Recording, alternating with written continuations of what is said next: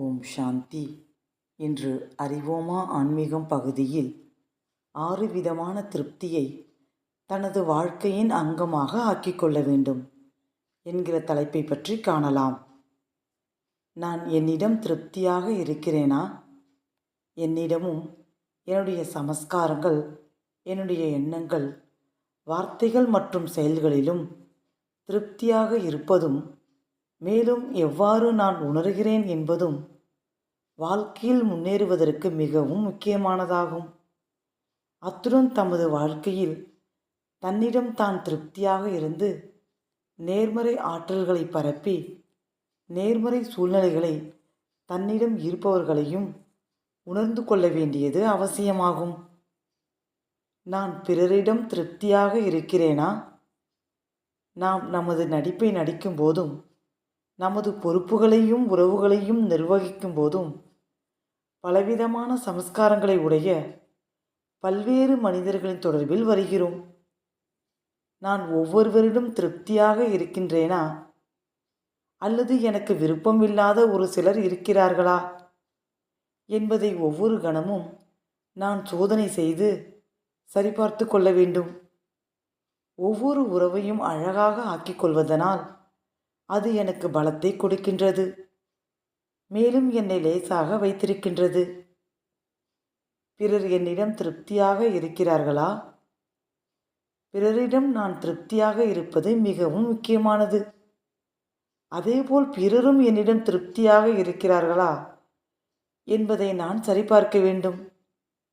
எவ்வளவு அதிகமாக நான் என்னுடைய சமஸ்காரங்களில் அழகாகவும் மிக துல்லியமாகவும் இருக்கின்றேனோ, எவ்வளவு அதிகமாக பிறருக்காக நேர்மறையை சிந்திக்கின்றேனோ, அவ்வளவு அதிகமாக அவர்கள் எனக்கு நெருக்கத்தில் வருவார்கள். மேலும் என்னிடம் அவர்கள் திருப்தியாக இருப்பதற்கான சான்றிதழையும் கொடுப்பார்கள். நான் இறைவனிடம் திருப்தியாக இருக்கிறேனா? நமது வாழ்க்கை முழுமை இல்லாமலும் நிறைவில்லாமலும் இல்லாமல் இருப்பதற்காக இறைவனிடம் அனைத்து உறவுகளையும் அனுபவம் செய்ய வேண்டும் என்று ஆன்மீகம் நமக்கு கற்றுத்தருகிறது. ஆன்மீக தந்தையாக இறைவன் நமக்கு ஆஸ்தியை கொடுக்கின்றார்.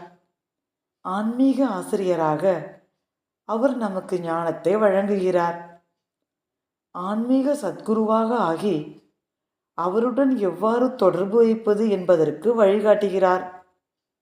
இவற்றை நான் அவரிடம் இருந்து பெற்றுக்கொள்ளும் போது ஒவ்வொரு அடியிலும் அவரிடம் நான் திருப்தியாக இருக்கின்றேனா என்பதை சரிபார்த்து கொள்ள வேண்டும்.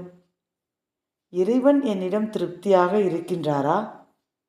இறைவன் நம்மிடம் பல்வேறு குணங்களையும் சக்திகளையும் நிறைத்து நம்மை அழகான ஆத்மாக்களாக ஆக்குகிறார். நான் எப்போதும் அவருடைய அறிவுரைகளை பின்பற்றும் போதும், ஒருபொழுதும் அவருடைய கட்டளைகளுக்கு அவமரியாதை செய்யாத போதும் அவருடைய திருப்திக்கான சான்றிதழை நான் பெற்றுக்கொள்கிறேன். மேலும் அவருடைய அன்பு மற்றும் ஆசீர்வாதத்தினால் நிறைக்கப்படுகிறேன். எனது வாழ்க்கையில் நான் திருப்தியாக இருக்கிறேனா? நம்முடைய இந்த பிறவி மேலும் முந்தைய பிறவிகளில் நாம் செய்த கர்மங்களின் அடிப்படையில் நமது வாழ்க்கையின் சூழ்நிலைகளை படைப்பவராக நாம் ஆகுகிறோம். இது எனது வாழ்க்கையில் என்னை திருப்தியாக வைத்திருக்கிறது.